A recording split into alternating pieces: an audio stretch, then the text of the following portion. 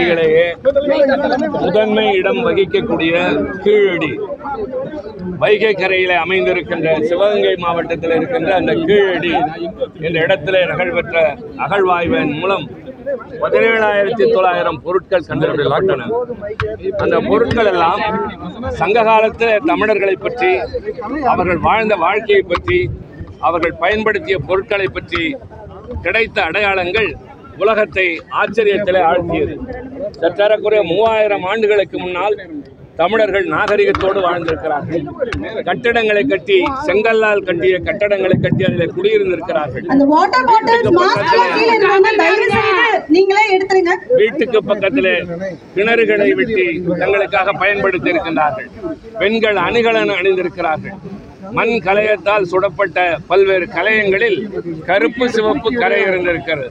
அந்த வண்ணங்கள் தீட்டப்பட்ட வண்ணங்களும் இருந்திருக்கின்றன. வேளாண் தொழில் செய்வதற்கான அடையாளம் இருக்கின்றது. உலக அளவோடு வாணிகம் செய்வதற்கான ஆதாரங்கள் கண்டெடுக்கப்பட்டிருக்கின்றன.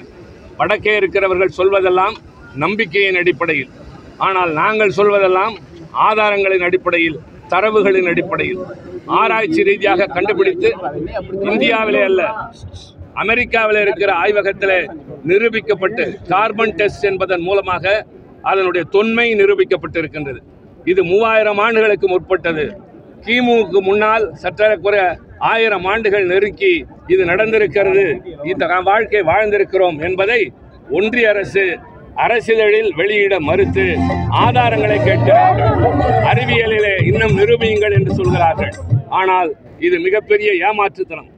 தமிழர்களின் வரலாற்றை மறைக்க முயற்சிக்கிற இந்த முயற்சிக்கு கடுமையான கண்டனத்தை தெரிவிக்கின்ற வகையில் இன்றைக்கு கழகத்தினுடைய மாணவர் அணி அமைப்பு எல்லா தரப்பு மாணவர்களையும் ஒருங்கிணைத்திருக்கிறார்கள். கழக மாணவர்கள் என்று இல்லாமல் தமிழர்கள் என்ற உணர்வுள்ள மாணவர்கள் அனைவரையும் இங்கே ஒன்று திரட்டி மாணவர் அணி செயலாளர் ராஜீவ்காந்தி அவர்கள், கழகத் தலைவர் தளபதி, இளைஞர் அணி செயலாளர் தம்பி உதயநிதி ஸ்டாலினுடைய வழிகாட்டுதலின் பேரில் எழுச்சியான ஒரு ஆர்ப்பாட்டம் நடைபெற்றது. மதுரையில் எங்கெங்கு நோக்கினும் மாணவர்கள் எடுத்த போராட்டம் தோற்றது இல்லை. இன்றைக்கு இந்தியாவினுடைய விடுதலை போராட்டமாக இருந்தாலும், இந்திய எதிர்ப்பு போராட்டமாக இருந்தாலும் அது வெற்றியின் முனைக்கு சென்றதற்கு காரணம் மாணவர்கள். இன்றைக்கு கீழடி எங்கள் தாய்மடி, எங்கள் வரலாற்றை நீ அங்கீகரிக்க வேண்டும் என்று எழுப்பியிருக்கிற இந்த குரல் டெல்லி வரை நிச்சயமாக எதிரொலிக்கும், தமிழகம் முழுவதும் பரவும். மாணவர்கள் போராட்டம் மக்கள் போராட்டமாக மாறும். பாரதிய ஜனதா கட்சிக்கு நெப்போலியனுக்கு வாட்டர்லூ என்பதை போல தமிழகம்தான் மிகப்பெரிய தோல்வியை தழுவுகின்ற வாட்டர்லூ என்பதாக மாறப்போகிறது.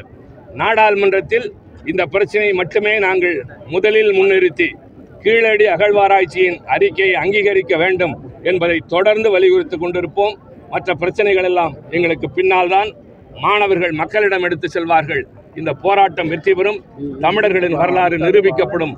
உலகத்தில் முதன் மொழி தமிழ் மொழி, உலகத்தினுடைய மூத்த இனம் தமிழினம், நாகரிகத்தினுடைய தொடக்கம் தமிழகம்.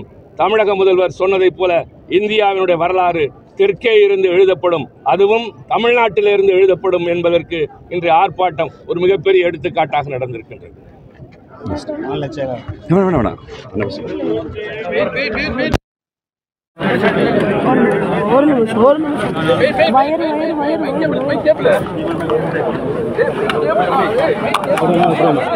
போடுமா, ஃப்ரீயா இருந்தா போடலாம்.